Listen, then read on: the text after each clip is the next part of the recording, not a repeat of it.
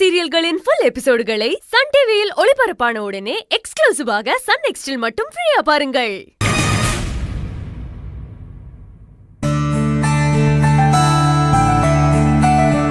மாமா என்ன தமிழ்? எனக்கு டேபிள்ஸ் எழுத படிக்க சொல்லிட்டாங்க. அப்படியா? காட்டு. இந்தாங்க பாருங்க. ஐயே தமிழ், இதை இப்படியெல்லாம் எழுதக்கூடாது. இங்க பாரு, 1 into 2 equal to 2. இங்க பாரு, இப்படிதான் எழுதணும். மாமா, இப்படி எழுத கூடாது. இப்படி தான் எழுதணும். தமிழ், இப்படிதான் எழுதணும். நீ தப்பா எழுதிட்டு இருக்க. மாமா, நீங்க தப்பா எழுதுறீங்க. நான் தப்பா எழுதுறேனா? நீ தப்பா எழுதிட்டு என்ன சொல்றியா? இப்படி தான் எழுதணும்னு எங்க மிஸ் சொல்லி கொடுத்திருக்காங்க. உங்க மிஸ் தப்பா சொல்லி கொடுத்திருக்காங்க. இல்ல, நீங்க தான் தப்பா சொல்லி கொடுக்கறீங்க. தமிழ், நான் இதெல்லாம் படிச்சிட்டு தான் வந்திருக்கேன், தெரியுமா? நீங்க எப்பயோ படிச்சீங்க. நான் இப்பதான் படிச்சிட்டு இருக்கேன். கொடுங்க, நானே படிச்சுக்கிறேன். ஏங்க, படிக்கிற புள்ளைய ஏன் கிருஷ்ணா டிஸ்டர்ப் பண்ணிட்டு இருக்க? நல்ல பாரு மாலினி, நான் தமிழுக்கு சொல்லி கொடுத்துட்டு இருக்கேன். என்ன நீ சொல்லி கொடுத்தா அவ படிக்கிறதா? நீ ஒழுங்கா படிச்சிருந்தா இந்நேரத்துக்கு ஒரு பெரிய வேலைக்கு போயிருக்க மாட்டியா? இப்படியா மளிகை கடை வச்சு நடத்திட்டு இருப்ப? பாத்தியா என்ன கிண்டல் பண்ற? அதுவும் தமிழ் முன்னாடி என்ன டேமேஜ் பண்ற நீ. தமிழ் என்ன பத்தி என்ன நினைப்பா? கிண்டல் எல்லாம் ஒன்னும் பண்ணல கிருஷ்ணா, நானே அவளுக்கு சொல்லி தரேன். வா, சொல்லி கொடு. நீங்க தான் கரெக்ட்டா சொல்லி கொடுப்பீங்க. மாமாவுக்கு ஒண்ணுமே தெரிய மாட்டேங்குதே. எனக்கா? அப்ப எனக்கு எதுவும் தெரியாதா?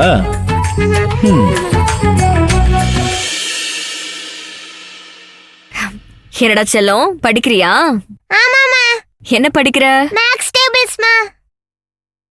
மாமா எனக்கு தப்பா சொல்லி கொடுக்கறாரு. நீங்க அவரை கூட்டிட்டு போங்க. இனி நான் மாமா கிட்ட படிக்க மாட்டேன். அப்பத்த சொன்ன மாதிரி நீ குட்டி கொழுக்கட்டை தான்.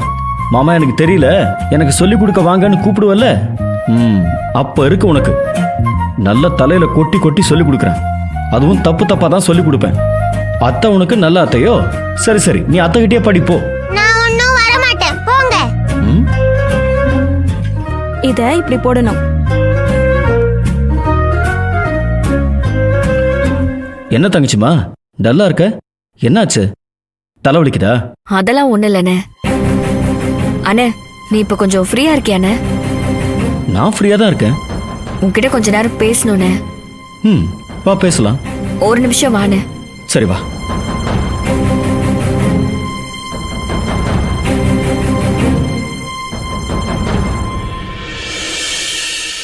என்ன தங்கச்சிமா?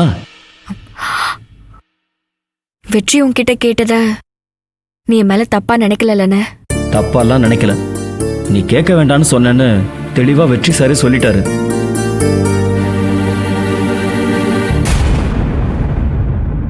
சரி, அதை விட தங்கச்சிமா, நீ சின்ன பொண்ணை யார் இப்படி பண்ணதுன்னு தெரியாம டென்ஷனா இருக்கியா? இல்லண்ணே, யாரு பண்ணாங்கன்னு தெரிஞ்சிருச்சு. அப்படியா? யார் பண்ணா? ஐயப்பன் மாமா தான் பண்ணிருக்காரு.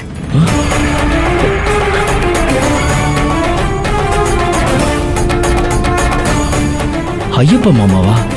நான் போய் கேட்டப்போ ஒத்துக்கவே மாட்டேங்கிறாரு. நிஜமா ஐயப்ப மாமாவா? ஆமாண்ணே, மாலினிக்கு இப்படி நடந்ததுல, அதனால மாமா தான் இப்படி பண்ணிருக்காரு. நான் வீட்டுக்கே போய் மாமா கிட்ட கேட்டு பாத்துட்டேன்னு அவரு இல்லவே இல்லங்கிறாரு. எப்படி அவரை ஒத்துக்க வைக்கிறதுன்னு எனக்கு தெரியல. சின்ன பொண்ணை எப்படி மீட்டு கொண்டு போய் பொற்கொடி கிட்ட ஒப்படைக்கிறதுன்னு தெரியல. என்னால நம்பவே முடியல. நமக்காக மாமா எந்த எல்லைக்கு வேணாலும் போவாருன்னு. அதுக்கு இப்படியா? நான் மாமா கிட்ட சாதாரணமா கேட்டுட்டேன்னு சொல்லல. இன்னைக்கு கலெக்டரா லீகலா ஆக்ஷன் எடுத்தாதான் நடக்கும்னு தோணுது. தங்கச்சிமா, மாமா கிட்ட போய் எப்படி எதிர்த்து நிப்ப தங்கச்சிமா? மாமா சொல்லவே மாட்டாரு. இங்க பாரு, எப்படியாவது பேசி அவர்கிட்ட இருந்து வார்த்தையை வாங்கணும். அதிரடியா போனா அவர் எப்பவுமே வாயை திறக்கவே மாட்டாரு. அதனால நீ இப்போ கலெக்டரா எதுவுமே பேசாத. அதுக்கு தானே நானும் ட்ரை பண்றேன். அது எப்படின்னு பாப்போம்.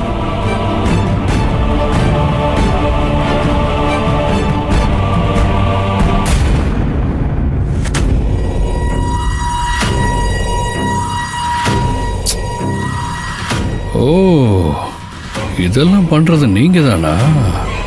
இந்த புனையும் பால் குடிக்குமான்னு இருந்துகிட்டு எவ்வளோ பெரிய தில்லாலங்கடி வேலையை பார்த்துருக்காரு உன் மாமா. இருடி, உங்க மொத்த குடும்பத்துக்கு ஆப்பு வைக்கிற. நீ சந்தோஷமாவே இருக்கக்கூடாது. அதுக்கு என்னெல்லாம் என்னால் பண்ண முடியுமோ அதெல்லாம் நான் பண்ணுவேன். அதுக்காக எந்த எல்லைக்கும் நான் போவேன். ஏன், உன் மாமா போற எல்லையும் தாண்டி நான் போவேன்.